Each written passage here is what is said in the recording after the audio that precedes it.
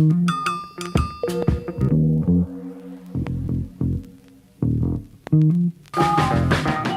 spent my whole damn life in the city.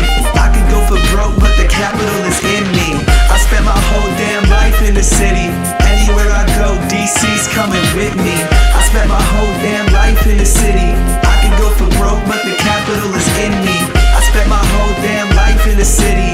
Anywhere I go, DC's coming with me. I spent my whole damn life in the city. I could go for broke, but the capital is in me. Welcome, everyone, to District Divided, a DC sports podcast, more specifically a Commanders podcast. I am Amit. That is KDot. This is the Giants Commanders recap episode. Two things, 2020. Hindsight and the score of this game. It is a... KDot. Why don't we just throw it to KDot? KDot, how are you doing, man? Did you appreciate that? That just came to me. I didn't know where it was going. It's one of those. It's like a little Wayne bar. It's clever, but it didn't mean anything. So, yeah. There's that. I thought you were going to try to come up with some like. There's no alliteration that works for today. It's not Victory Monday. It's not. Victory Monday is not alliteration either. I don't know what to call today. It's Tie Monday. Should we have done this Tuesday? So it's Tie Tuesday. Well, you're wearing a tie. Why don't you show it off a little bit? I am wearing a tie. It's actually just like that. The outcome of that game. It's bittersweet because this is the tie I wore to my wedding, which I'm divorced now. So good memories, but not really. It's nice. It is a nice tie. Yeah, we've been red and black because I married a goth chick, and I was supposed to wear red Converse, but I thought they looked stupid in a black suit. It was the whole thing. Well, I'm sure no one would want to hear about that after the pod. Not that we're going to talk about. We have, world's our oyster right now. But guys, we ended up tying the Giants 20-20. We got off to a very quick lead, 10-0. We go, hey, you know what? Maybe we do win. Maybe we win in a blowout. Who knows? And then it almost immediately became 10-10 and then a pretty cagey affair. Let's go ahead and just jump into this recap. We are then going to have the comment mailbag, and then we'll have the after the pod segment as we always do. So KDot, what were your thoughts on the game overall? And then let's talk about the quarterback as well. What did you think of Taylor Heinicke? So start with the first one, please.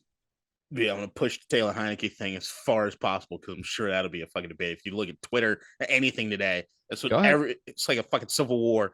And I'm finally calm about it all. So, look, this is a game that it directly showed everything that we need to be concerned about as far as this team goes. And in a microcosm, it was very much who we are as a team, right?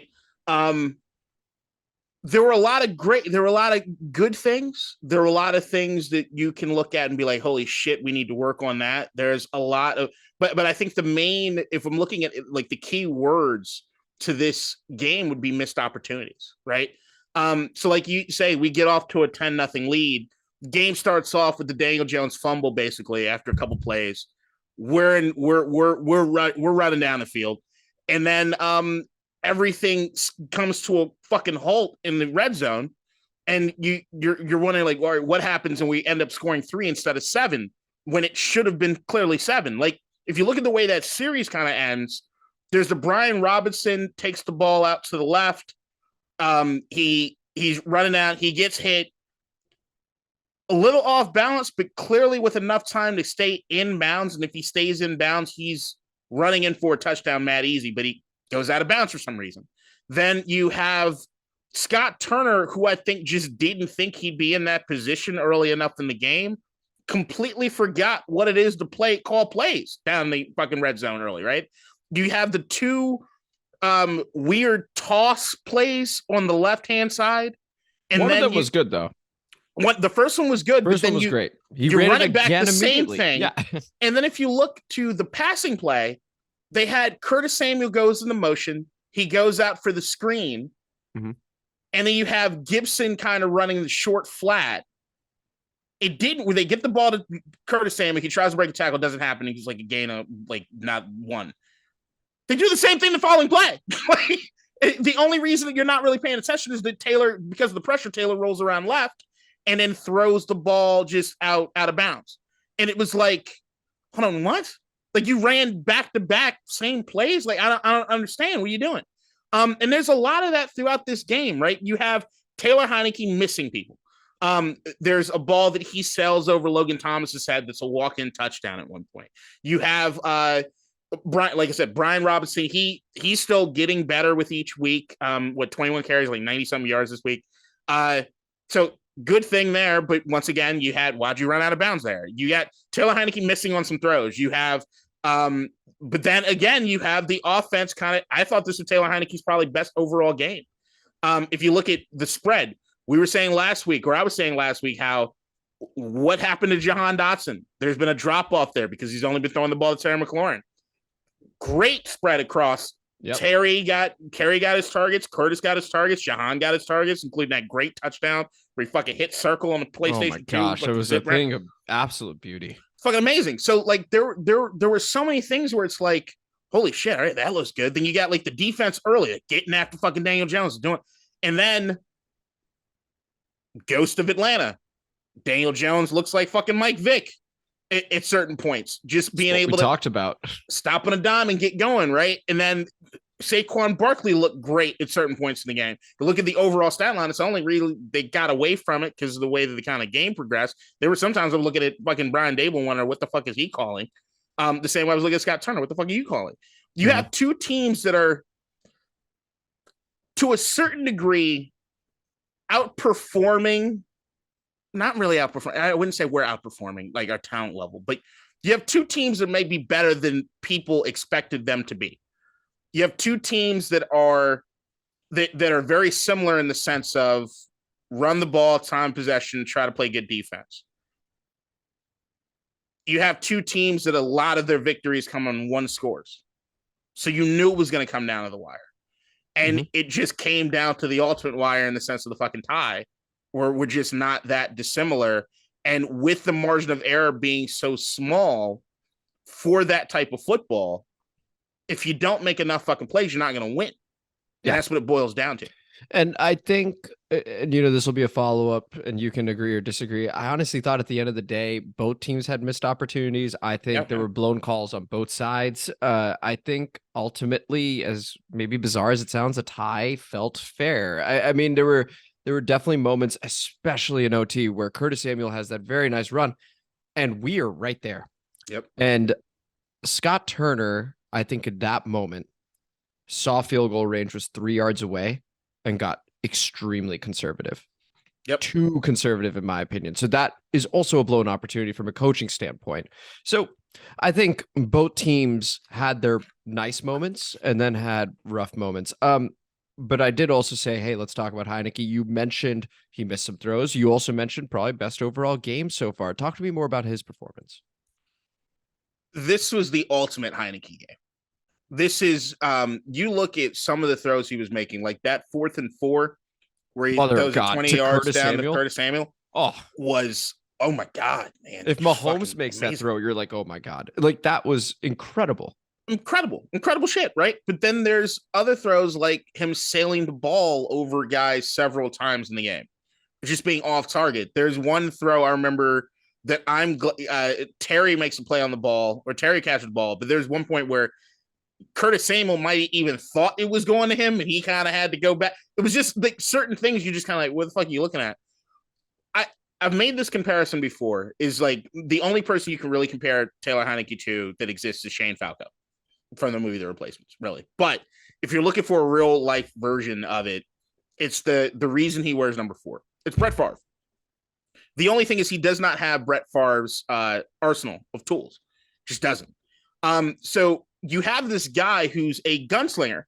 There are tons of times where Taylor throws the football, and if you're really being honest with yourself, he makes sometimes the wrong fucking decision. Like if you're reading the defense, you're like, why the fuck did you put the ball there? And it works out. It works out a lot of fucking times. There were some times where Terry was catching the ball and you look and you're like, that was triple coverage, bro. Like, it was, like there were so many times when you're looking at it, you're just like, whoa, oh shit. All right, he got completed. All right, keep going. And it's what you heard John Allen say after the game about the fourth that 4th down throw and that drive. He has the biggest balls of anybody I've ever seen. Yeah. And that's what it boils down to. There are so many Brett Favre stories. You look at like when he first got to Atlanta and Jerry Glanville's the coach, and he goes out there for the first time and throws a pick six. And he's coming off the field, and Jerry Glanville's looking at him, and Brett's got this dumb smile on his face. And Brett, what the fuck? Why are you smiling? I threw a touchdown, coach. And he runs off the field. Or you hear stories about Brett like not feeling that the game started until he got hit once, right? Mm-hmm. But then if you look at the microcosm, Brett Favre has a Hall of Fame career. I'm not taking any of the off the field stuff because I could be there all day. But on the field, he has all the shit that he does, Hall of Fame career. But do we remember the final pass of his career with the Minnesota Vikings, the interception? The Minnesota was clearly on their way to the Super Bowl. Like the best fucking team. And it was a throw that came out of nowhere. You're like, it wasn't even fourth down, motherfucker. I gotta quickly just hop on that. I was a freshman at Carleton College in Minnesota. Oh God! And I was watching with the football team in the basement of Cassett, which was one of the newer buildings at the time, and everyone just screams no at the same time as he makes that throw. The interception, they were in field goal range. They were gonna go to the Super Bowl. I mean, that is burned in my memory. And admittedly, just as the troll I am, I enjoyed that moment a little bit. Of course you did. Yeah. But that's Heinicke. Heinicke will give you moments that are brilliant, that are like no one would ever have the gall to pull that off. No one would ever think about doing what you did. You have balls of fucking steel, sir. But sometimes I just want more consistent overall play. Yeah. Hey, don't we all? I mean, there's a reason we're like, he's not the franchise guy. Now, I will say this, like, as I've seen him play more, and you see these other teams that are also looking for their quarterback play the guys that they're playing, Heinicke belongs, in my opinion. Like, I actually do think you can call him a mid to low end starter in this league at this point. I mean, he's got enough wins. He's got enough moxie. Like, people believe in him.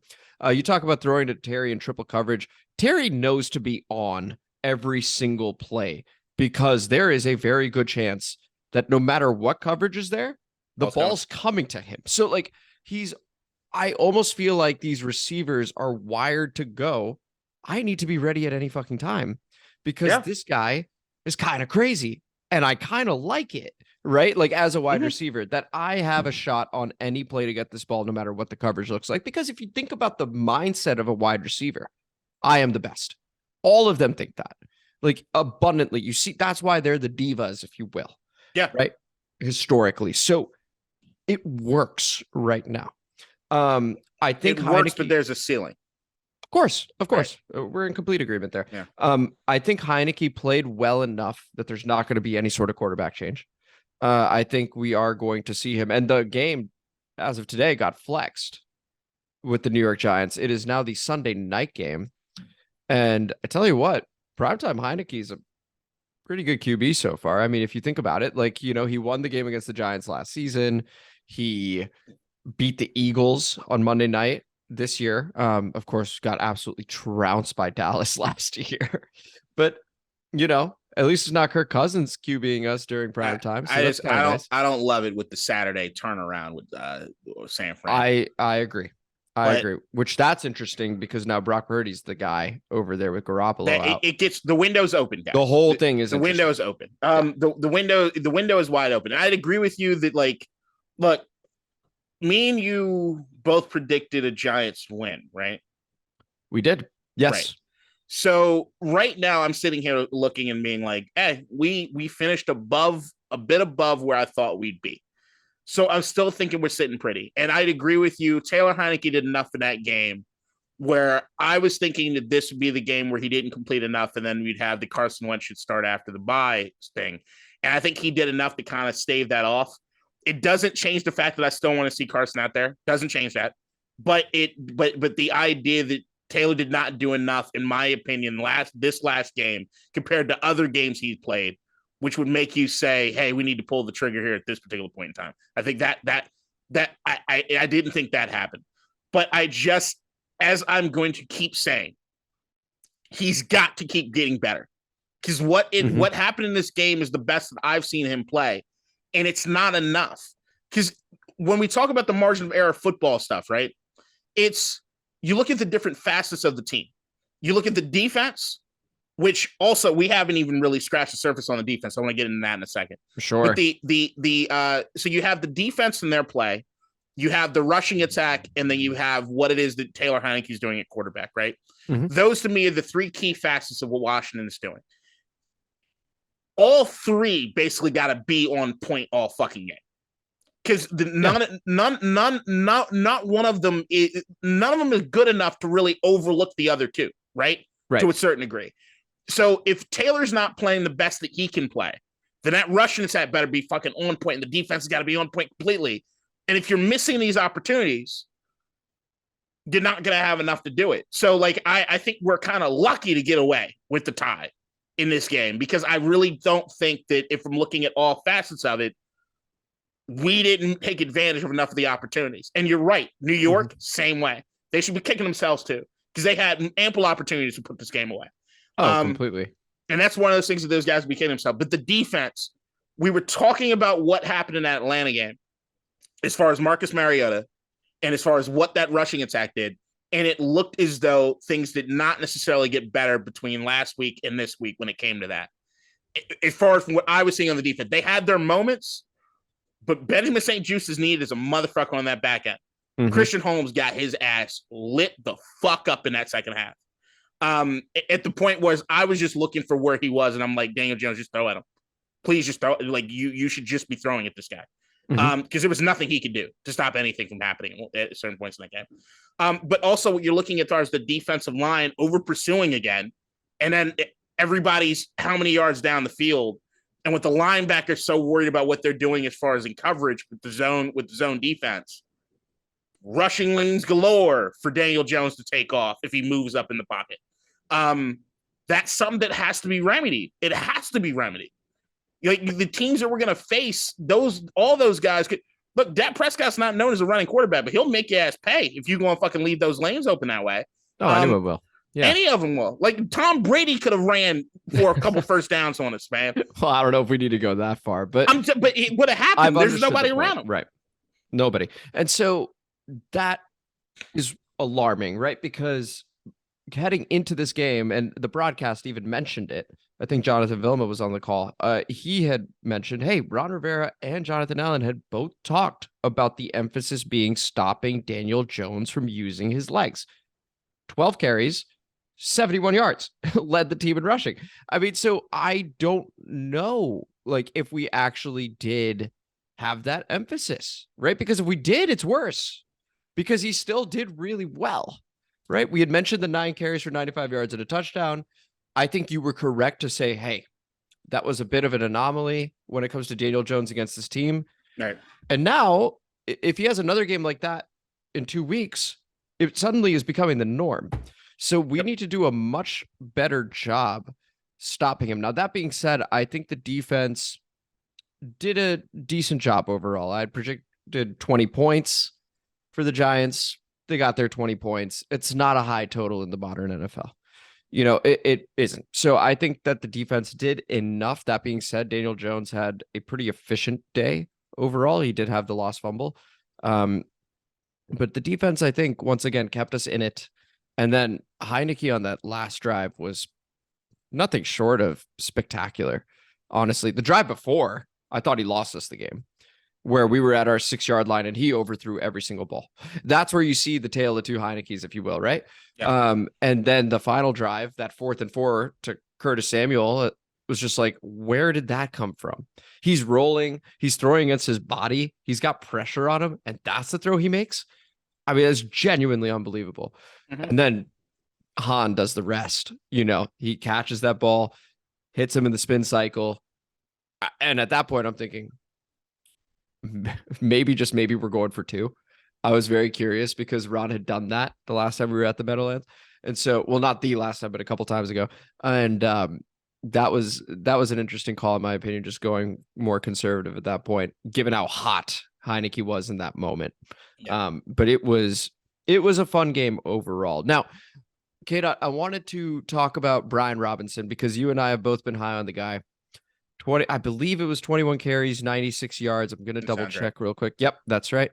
And I also want to say that his 4.6 average is a little low because he was used in short yardage situations a whole bunch, where if it was 3rd and 1, 3rd and 2, he's only required to get 2 or 3, and that's a successful run. So he could have gone over 100. His average could have been 5, 5.2, 5.3. Like, he's been really good. Just talk to me about Brian Robinson and the impact he's had on this offense, man. He's been great recently.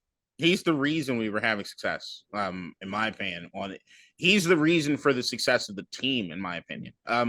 Because look, even though in this game we clearly won the time possession, we just didn't take advantage of enough of those opportunities as far as scoring points from it.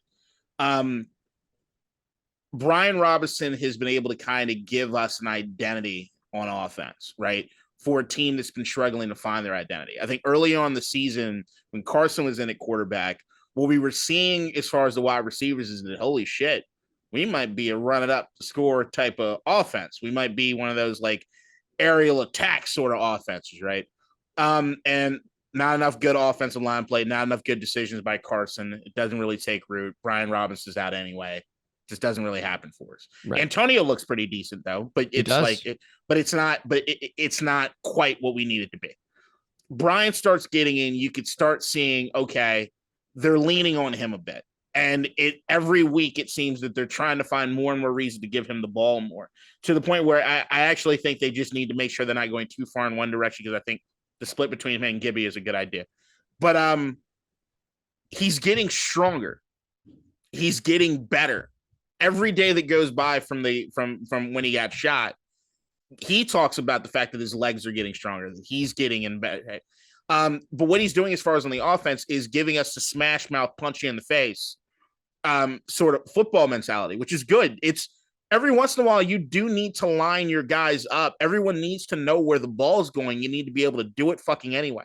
And it's huge. I don't know if you on NFL Network and Good Morning Football or whatever they call it, Kyle Brandt does his angriest runs or whatever every week. Mm-hmm. And Brian Robinson's damn near a finalist every fucking week, because there are so many plays where he's just, holy shit, is the pile still moving? Is he not down? There was one play in this game that I was watching with a buddy, and it's like he scooted on the ground and like moved himself backwards to get the first down. It was just like, he's incredible. He just doesn't stop. I do actually think he needs to learn how to fall and get the fuck down, because he's going to take some unnecessary hits and his career is going to be short if he doesn't. There's Jerome Bettis used to talk about that a lot. The biggest thing for his career was learning how to fall and how to take the hit and not take the unnecessary punishment. Because when you're a bigger guy around the football, sometimes you're like, motherfucker, you just keep coming at me, but more opportunity for you to lose the football and stuff like that. He did have a fumble that at least went out of bounds. He did that. Yeah, thankfully it went out of bounds. But also what they're doing in this game, as far as they got him involved in passing attack a bit. He had 2 receptions catches, this game. Yeah. Yep, which is something we saw in preseason, which made us think, all right, Gibson's job is really fucking over. It's just that they started getting involved in passing attack. I think they're going to continue to flex how much they're doing with Brian Robinson, but also because of what he's doing with the power running in the time of possession game, it keeps the defense fresh. And the defense fucking loves that shit, because they can sit on the sidelines collecting themselves, going over what they're seeing as far as the offense is giving them, and it's helping the defense out. It's one of those ways in which the offense can help the defense out. Brian Robinson has been the linchpin. He's been the spark that's had. I really think he's been the absolute biggest reason for the success that we've had in this run. I'm so glad you mentioned that, because that was the point I wanted to make, is that the defense's best friend, I think a lot of people think Heinicke, it's Brian Robinson and his ability to continue to churn his legs, get these first downs, soften up the opposing defense while keeping ours fresh. I mean, he is such a big part of what we do. Is the reason why I was so excited. Brian Robinson's coming back. Brian Robinson's coming back is for this moment where he's feeling much more confident in himself. His leg is getting stronger, and we're seeing the guy we saw in preseason that I think a lot of guys were excited for, and the rookie that won the starting running back job before he had gotten shot. Right. So he's been fantastic for us. You had mentioned you want a closer split between Gibby and Brian. I'm fine with the current split. He is used to taking any number of carries from his time at Alabama. I understand it's college football versus the NFL, so there is a difference there. But we're not giving him 30. Like if it's around that 20 mark, I'm with it. And he seems to be with it because he seems to be growing stronger with each carry. What were you going to say? I feel like you had a little smirk there for a moment. he needs to be around 30. So so when I said that I want the split to be a little different is that Mhm. I actually am there's one thing I am kind of critical on Scott Turner about is that I did think at certain points in that game that we got away from the run when we need to continue doing it. Sure. So that to me has been the recipe for success for us. Hasn't necessarily, like, Robinson's averages are getting higher. He's having better games. But the thing that always struck me in this run was even when he's only running for 3.1, 3.2 yards a carry, is the sticking with it. There is something to that as far as sticking with it. He gets better as the game goes on. Mhm. And to me, the more that you pound him, and it's like a good fucking jab, right? And when Gibson gets in and he gets the change of pace, you get guys that are tired on that defense from getting punched in the mouth all fucking day. For when Gibson takes that cut on the outside, they got nothing for it. And that's what I'm saying is that I need both fucking carries to be higher. Taylor Heinicke dropping back 41 times in the game. And I know a lot of that had to do with the overtime and throwing the football. But I never want to see Taylor Heinicke drop back 41 times again. Sure. I think that's totally fine. Because here's the thing. We are a run-first team. I think Heinicke, another thing about him, and this you don't need to credit him with, but I think his limited physical tools, his arsenal, as you've mentioned, because there are limitations there, Scott Turner calls more runs. So when Carson's in, I think there's that temptation of, my God, look at his arms, stuff like that. Let's throw more. 100%. Right. So I think another reason to me why Heinicke almost makes us better, just his presence alone, because then the play calling is better as a result as well. It's just all these little things that, like, I know can be annoying if you're pro Carson, but like it's how it's unfolded so far. I understand Heinicke's had the easier set of games, and one can wonder how Carson would have done with that easier set. But right now, I think we're seeing a very good football team that's also exceeding its talent level. And now we're into a bye. Hopefully we get some players back, and we are going to have the Giants again. This is going to be on Sunday night in a couple weeks. So KDot, on that note, we're not going to deep dive into each schedule. We are now the 8th seed in the NFC. So we're on the outside looking in. The Seahawks beat the LA Rams with John Wolford at QB 27-23.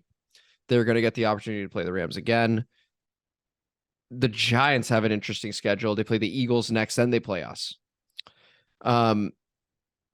Looking at those schedules briefly, KDot, how do you see this shaking out as of right now? There are about 4 or 5 games left here. I have us in Giants out.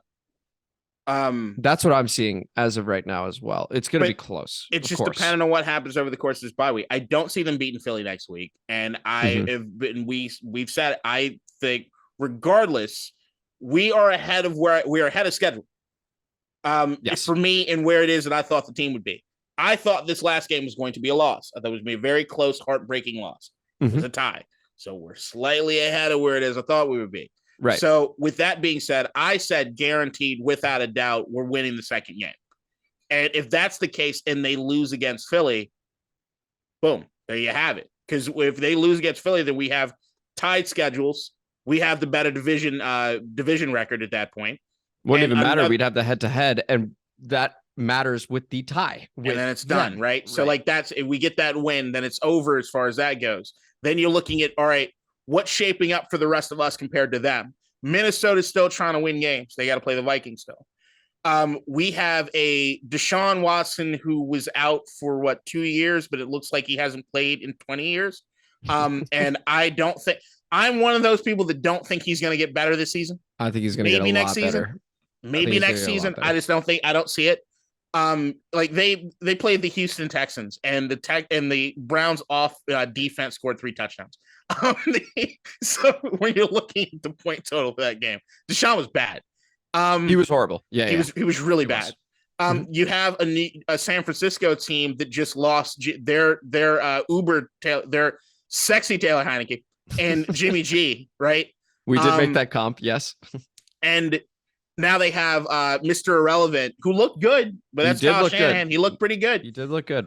But I think that's one of those things where you get the young guy comes in and he balls out, but after a week or two, it does. Oh yeah, this is why he wasn't starting. So the window is open. Like I know that when it comes to Dallas, the last week of the season, that's going to be really interesting. But if we could be in a position where it doesn't matter what happens with the outcome of that game, right? As far as the playoff, if we take care of what it is we need to take care of right now. And look, I know the Dallas beating the everlasting shit out of Indianapolis last night, but it was Chris Collinsworth talked about it in that game. It's the Avalanche. It's one of those things where it happens to the best team. It happens to everybody at some point, right? It happened to us last year at Dallas. This exact sort of thing. My biggest Avalanche game, I remember being 2013 RG3 second year against Kansas City. The game where going into the second half, it's like 38-10 and the stadium's empty. And it was like snow on the ground. And it was like, once you start going down that road, there's nothing you can do. So the Colts are also really bad. So there's the balance. I don't want that to be the deciding factor. Everybody being terrified of fucking Dallas. I think it'll be a much closer game going in that last week. And I think that we have every opportunity, depending on what we're doing. And if we could shore up certain things, we could get these wins. Oh, absolutely. And I'm very much looking forward to these final few games. I first and foremost am looking forward to this bye week for these guys. Oh yeah. I mean, they've been through so much this season on the field, off the field. You see Sam Cosmi get hurt and you end up seeing Tyler Larson get hurt. Larson doesn't look like he's coming back. I haven't checked the latest news on him, but it didn't look good. So we have a couple weeks. Maybe we get St. Juice back. Like, superstar Cole Holcomb, who just got put on IR. It's going to be a while, right? I mean, they put him on IR, I think November 25th. So, Holcomb? Yeah. I thought I heard Holcomb shut down the rest of the year. I thought I heard that today. Fuck. Well, all right, Holcomb's cool. done. Fantastic. I thought there was an outside chance he could come back near the end, but yeah, still, point remains. Hopefully we can get some guys back because we have been missing some. Chase Young can finally come back. But St. Juice in particular, yes, needs to come back. One last thing as far as the defense stuff, because the St. Juice thing just reminded me of something. Sure. You hear Ron Rivera, even after the game, talk about the fact that guys need to make sure. I don't know if anyone ever hears this or if it's almost like a dog whistle to me. When he talks about guys need to play unselfishly. Mm-hmm.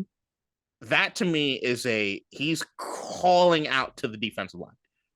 And he's screaming at the defensive line.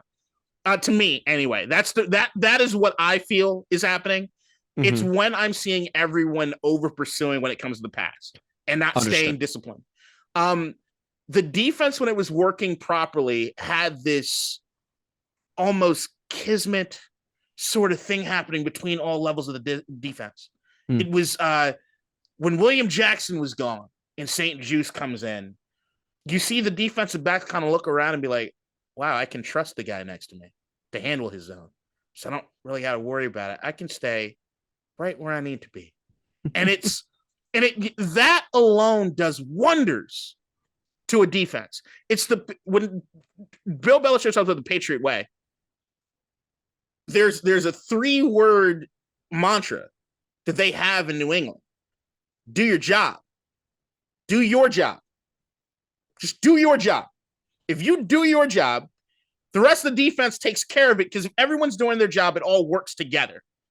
And what you see sometimes on the defense is, I need to make a play. I see.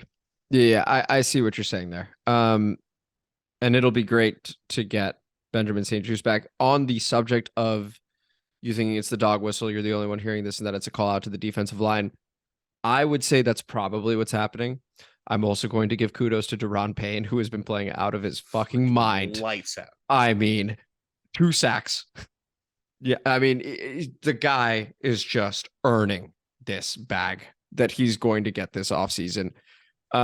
Depending on our cap space, I would love to keep this thing going. But he's a priority.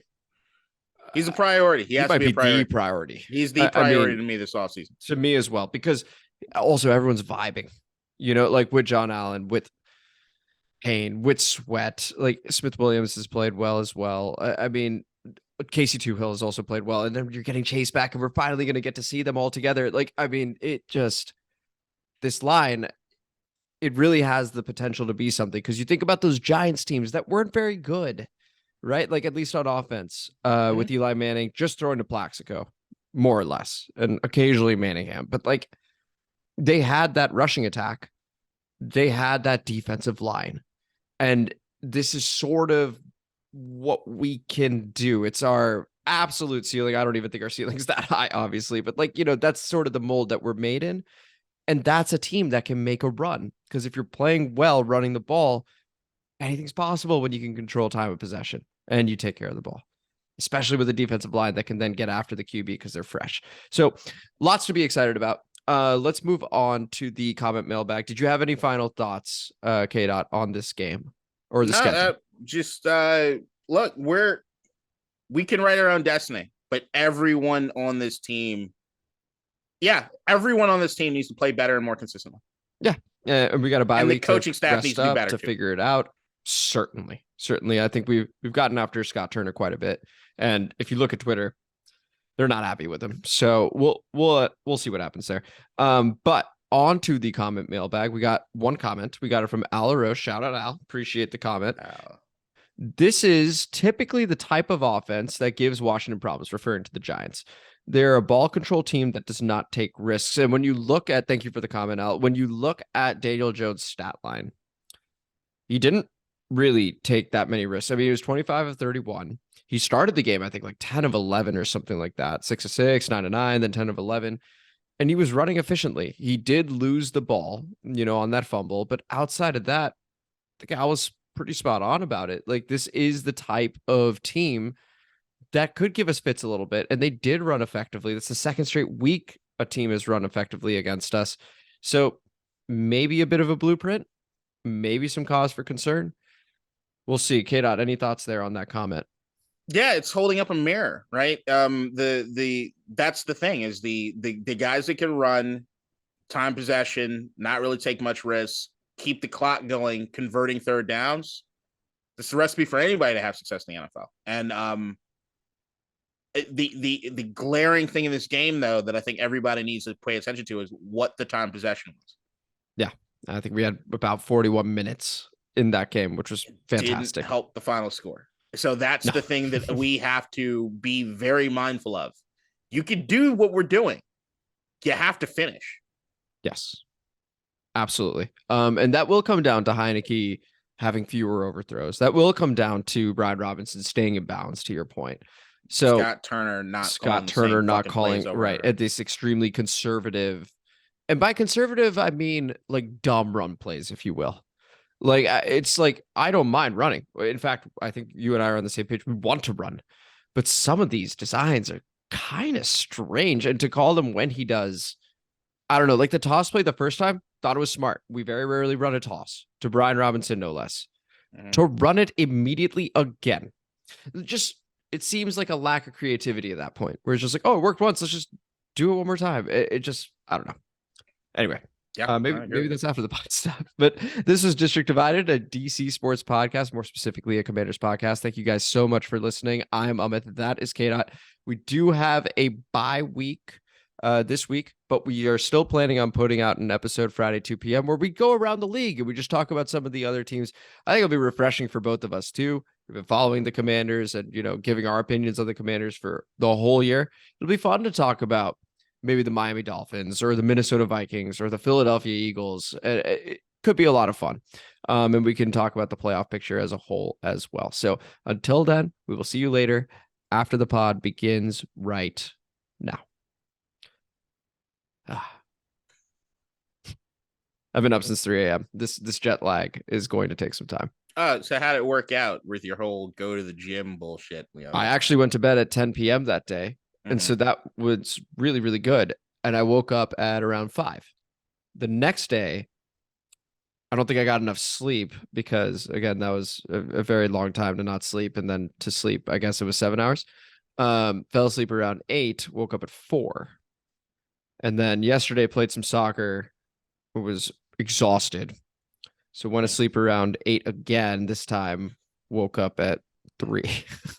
So I seem to be going in the wrong direction. You're definitely going in the wrong direction. But it could also be the right direction, right? Because over time, it's going to be like, am I waking up at midnight? No. So my body's eventually going to be like, and mind is going to be like, okay, let's just go back to the thing. Like, I think it's just having fun with me right now. And I get it. I would want to do that too. Yeah, whatever. I was just explaining the exhale. That's all I was doing. Yeah, it'll eventually get better in a month and no sleep and terrible work. All right, you can get there eventually. I'm sure it'll work itself out at some point. I think it absolutely will. Yeah, that's a given. We were talking about, okay, so guys, before this, so sometimes KDot and I'll just like chat about Lord knows what, even before we start recording. And we were talking about week to week episode releases. All right. And the optimal length of episode for that to be a good thing. So, initially we were talking about Attack on Titan, which we both watch, and it's only 20-minute episodes. And then you got like the intro, the outro, like the recap.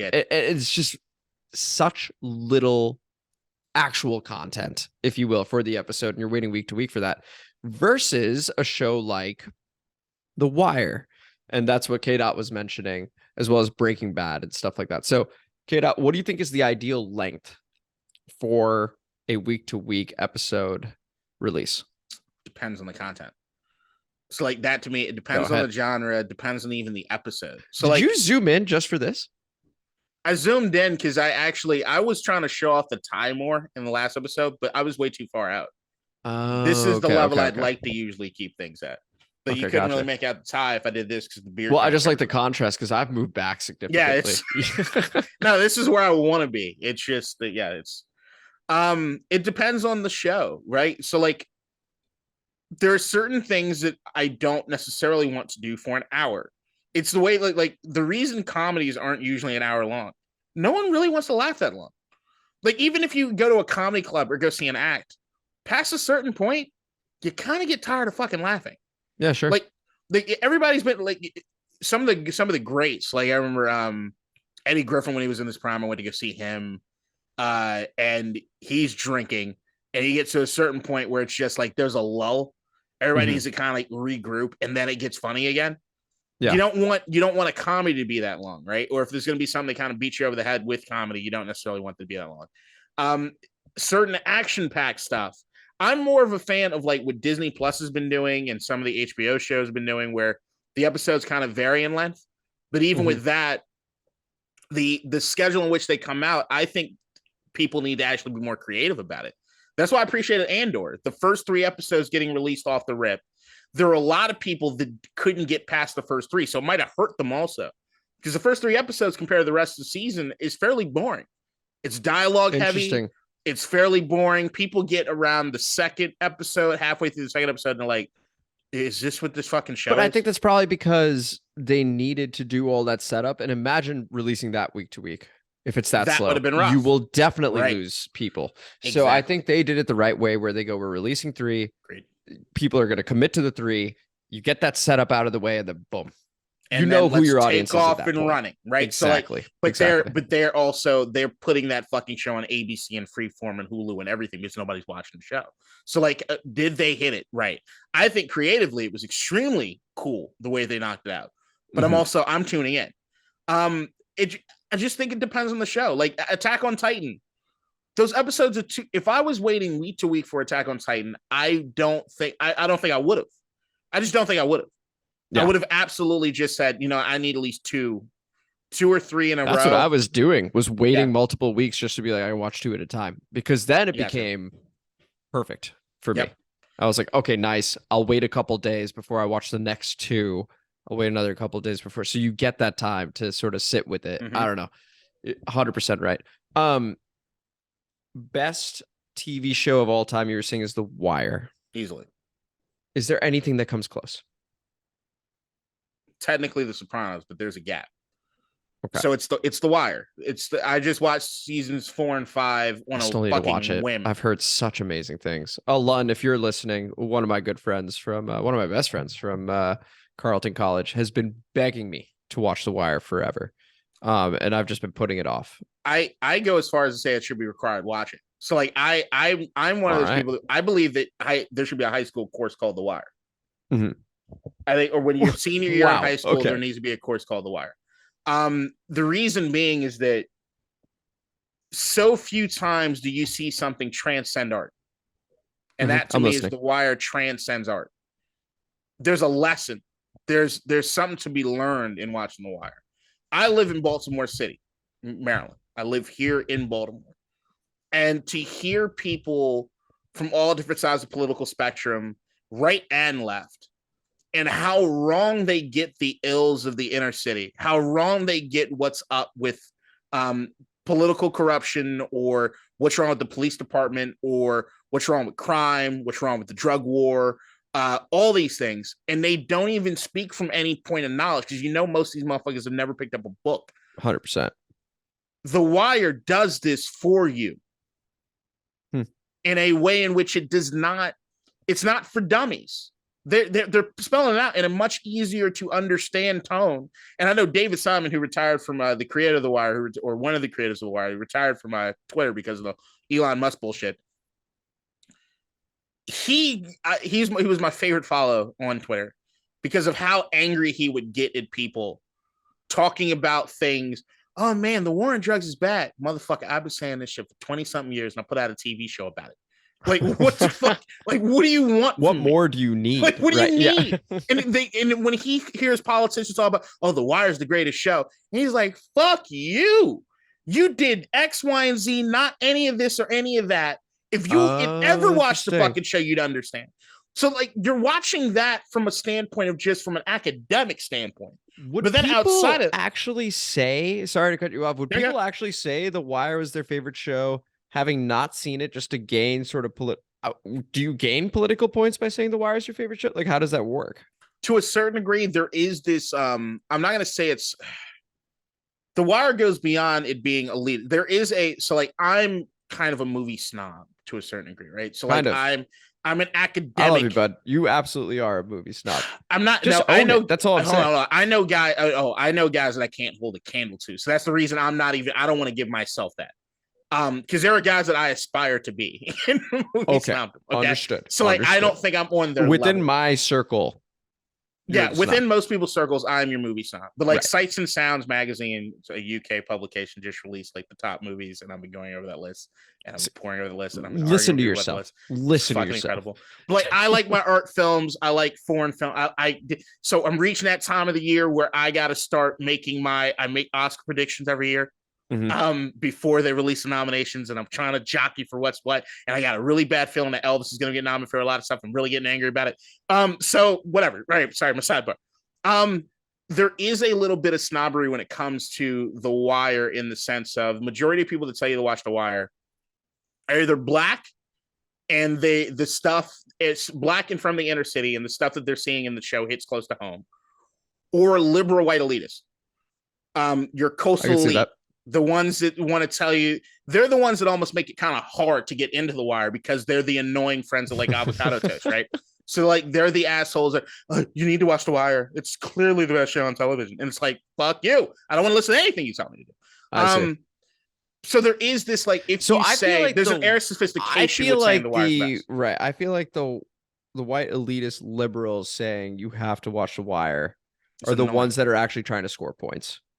They're them. So there is, I think, a level of sophistication that one thinks they do have if they say that The Wire is the best show. Sure. I think, because whenever someone says The Wire is the best show, I think it's at this point. Now, once again, I have not seen it. I saw like the first episode, maybe two, and I was getting into it, but like, this happens even with shows that I really enjoy. I'll just drop it for some reason, and I'll pick it up years later and be like, oh, okay, this was incredible. But I feel like if you say The Wire is the greatest show, people do have that respect for you, because whether you've seen it or not, you just agree. Like that's where I'm at. When people tell me The Wire is the greatest show, I'm like, makes sense, despite only having seen 2 episodes. See, the reason I think there should be a high school course on it is that I also think, as much as it gets spelled out, and this is going to make me sound like one of those fucking elitists, people are fucking stupid. So like as much as answers will be clearly laid out and spelled out for you. And if you come up here to the city, like as soon as I moved up here, the second time I moved up here, and I had a state senator in the car. I think I told this on the police or one of the episodes we did. I went on police ride-alongs immediately and was doing that. And I wanted to get an idea of, all right, where is the city at now? You did this on our BLM episode. That's I think so. I think that's what there is an element of that when it comes to Wire where I just think some people are too stupid to figure out what's happening. But that's the thing, is that while it can be academic, you can also watch the show just for the acting and some of the storylines that are happening. Like it's that rich there. The amount of talent that's come out of The Wire that is next level talent. Idris Elba, Wood Harris, Michael K. Williams, Michael B. Jordan, the Lance Reddick, Wendell Pierce. There are guys that Wendell Pierce, I forgot about him. Right. There are guys that come out of the show. Dominic West, who could have had any role in Hollywood, but decided he just wanted to go back to England because he spent too much time over in the States. The talent is incredible. Like you just sit there and just watch the acting and be like, oh, motherfucker. Or you could watch just some scenes bring you to tears on, and just the storylines, the arcs of these characters. It's incredible. It's no matter what you're looking for in a show, it delivers in spades. Like that's the thing. I think that the cool pick that I think last 10 years that everybody says the greatest show of all time is Breaking Bad. And the reason I will never put Breaking Bad in the same category as The Wire, it just won't happen, is that I think Breaking Bad suffers from being, for lack of a better terminology, corny at times, or in the sense of there are way too many coincidences to kind of happen to line this thing up. Yeah. And it just gets kind of like, where The Wire doesn't rely on that. It doesn't rely on these weird 1 in a million chance things that occur. Right. I feel like they found some like not so creative ways to get Walter out of a situation. You see what I'm saying? It's like, it's always these. Sons of Anarchy used to do it even worse. That's why Sons of Anarchy will never be. I love Sons of Anarchy, but it's dumb as fuck. A lot of people love Sons of Anarchy. It is dumb as shit sometimes. It's the same way I feel about Yellowstone right now. I love Yellowstone. Look, my man, Kevin Costner could do no wrong. In my opinion, even Draft Day, he could do no wrong, in my opinion. But Yellowstone is Sons of Anarchy on horses. Like there's some dumb fucking shit that happens that you're just like, what? But Breaking Bad, I think, goes too far. It's like, to me, the heights of Breaking Bad to me are The Wire season 5. And if you watch The Wire, you understand what I'm saying, because there's clearly one weaker link out of the rest of the seasons of The Wire, and it's season 5. Okay. And season 5, I just rewatched season 5. It's still fucking great, but it just doesn't. It just speaks to the quality of the show. There's a slight drop off, and there's 1 or 2 storylines of season 5 where you're just like, nope, this is dumb. I didn't realize our After the Pod would just turn into an enormous ad and promo for The Wire. But where can I see The Wire, KDot? HBO Max. Every episode right there for you. I own the DVD collection. I think I own 2 copies of the DVD collection, including one Christmas. I found out, because DC area, it was really hard to get your copies on, get your hands. When they released the full box set, they didn't have a lot of them. And I remember I found out, this is 2008. I just sold my car because I was working downtown. It was snowing, and I lived with my family. I lived with my folks, and I had to get back up to Wheaton, Maryland on the Red Line. And I was calling Best Buys for a 100-mile radius of DC. Wow. And there was one Best Buy that was open, but it was like the holiday week. They were only open until like 9:30 or 10. These fuckers were like way out, 66 out by the mountains. Like it was way out there. Okay. And my mom picked me up from work. She was like, fuck it, let's go. And we drove like 2 hours. And she also hit something on the highway. We're still not sure if it was a person or what. So my dad, yeah, I still remember that. But it was like snowing, all kinds of shit. We drove all the way out there for me to get that goddamn box set, and it was missing one of the DVDs. Was it? Oh no! Shrink wrapped in the thing, and I had to contact HBO, and they mailed me the single DVD that I was missing. Okay, well that's pretty cool at least. And I had a buddy when he was moving. I was like, "Fuck it, I'll take your box set." So I had it twice. I don't even know where they are now, because I'd like it on Blu-ray. But HBO Max, dude, it's It's one of the shows that I will always rewatch. The Sopranos is a show that I always rewatch. The Lost is another show that I rewatch every few years. Some of them just lend themselves to great rewatchability. Some shows don't do that. Well, hey, winter is coming, fast approaching. I do need a show, so maybe I will finally watch The Wire. I have heard amazing things about it. I mean, everyone that's talked about The Wire is like, oh my God, like it is the best. I'm curious for those that are still here with us. We first off greatly appreciate it. Secondly, what your favorite TV shows are, how you feel The Wire stacks up with other shows if you have seen it. And if you haven't, how hyped up is The Wire? Because for me, I am now at this point where it's like, it's got to be the greatest. And I'm so curious to watch it with that lens. Like, I think that'll make it interesting as well. I will say, there was an incident that happened in high school that my friends will never let me live down. Okay. Because I'm a snob or whatever fuck as best movies go, I used to recommend a lot of shit, and I recommended one movie in particular that I still think is fucking incredible. But my friends watched it and they were supremely let down, and they never let me relive. They never let me live that down. A Japanese flick called Battle Royale. Okay. Made in the 90s. It's like Hunger Games. I've heard of it. Okay. Fucking dope. Especially during that time. It was just so fucking good. But you got to make sure what copy of the movie you're seeing, because some of them are kind of sanitized. I try my best that I recommend things, but not too enthusiastically, just because I know different strokes for different folks. But what I also try to do is make sure that if I do recommend something, it's can't miss. Here's what I say about The Wire. Okay. If you don't like The Wire, I just don't like you. Like as a person. I think that might make our podcast better. If you don't like The Wire, I question your intelligence level. Have you met someone that doesn't like The Wire though? Yep, not gonna say their names, but they might still think we're cool. No, they might still think, but I don't trust their opinion on anything. It's just gotten completely thrown out. Wow. Like if you come to me and you say, "Oh my God, it was so slow," I'm like, all right, you either are diagnosed with ADD, and if you're not, you're a fucking moron, and I don't want to have anything to do with you, and I don't trust your opinion on anything. So like that's what I think. God damn, I'm a snob. Yes, that's what I'm saying. That's all I've been saying. Yeah, it's fucked up shit. I don't want to sound that elitist, but yeah, I'm being completely honest. I do look at people if they don't like certain things. I'm just like, but I'm usually not that. It's just certain touchdowns. There's certain movies for me. And same with every relationship I'm in the first 2 months, we have to watch movie Gone Girl. Oh my God. And the reason I have to watch Gone Girl is I got to see what your reaction is. And I have that is smart. That is smart. Now, what is the ideal reaction?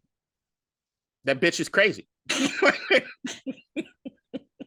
Cool. I'm just making sure that's what it was. I was like, if they were like, you know what, Rosamund Pike had a point, that is your clear out. That happened once.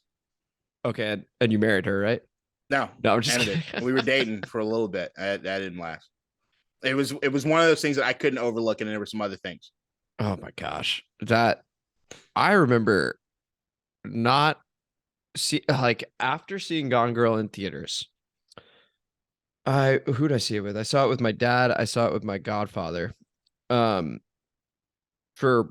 the better part of a full week, I would see women and just be like, no, like that was just, it was terrifying. Like that was legit. I mean, it was a great movie. It was legitimately just like, oh my God. Like, I mean, if you've seen the movie, there are a couple scenes that you will remember. You can't forget them. And literally, I was just like, huh. like it really spooked me out. Rosamund Pike was unbelievable. Nominated for an Oscar, right? She was for that. Incredible. I have a 20-second story that I shouldn't tell, but I'll tell anyway. Here we go.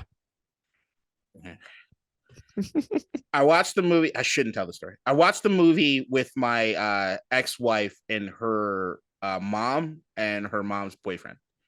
And when the movie was over, and I had already seen it multiple times at that point, but they really wanted to see it, so we all watched it. And then because I'm a Fincher stan, and we all kind of break to talk about the movie. And my ex-wife, she was quiet at first. And my ex-mother-in-law was like, I don't want to spoil the movie, but she did not give the reaction I would want or anyone would want to hear somebody give. So her boyfriend kind of cockeyed, just sort of like, okay. Because my ex-wife took so long to speak on it, and because I know she didn't love her. Oh, no, I'm not gonna say that. Her and her mother didn't get along. Okay. It tainted whether or not I actually believed her take on the movie. Because I thought Apple doesn't usually fall too far from the tree. And she might, So when I did get married, there's a particular point in my wedding where we're cutting the cake. And my ex-wife has the knife in her hand to cut the cake. The profile pic that I had on my Facebook for the longest time was my ex-wife holding a knife next to me, so that everyone knew that if I died. Are you serious? I'm dead serious. If I died, you could have been dead serious. I mean, oh my lord. So for my Facebook profile is me doing like this cockeyed look, her with a knife in her hand, and I would upload it, but I don't want her stuff online. Literally, we're just like, oh my god. I have the photo right here on my phone because I just found it going through my old wedding photos. But I knew. And she also spent too much time watching like Discovery ID, like it was Snapped and Wives with Knives and shit. It scared the shit out of me. But I never forgot her reaction to Gone Girl. I just love that the boys knew what that meant. That profile picture. They were like, okay, got it. This is the mode we're in right now. Yeah, went over. I still remember we went over one of our friends' houses to watch football, and they're like, "Dude, what the fuck is up with the profile photo?" I was like, "Hey, if it happens, if I get stabbed mysteriously, if I get poisoned or something, y'all know who fucking did it. Y'all know who did it." I think that's the juice and the meat we look for in After the Pod right there. So there you go. On that note, we will see you guys Friday at 2 p.m. Enjoy. In DC, we're just hoping that you listen.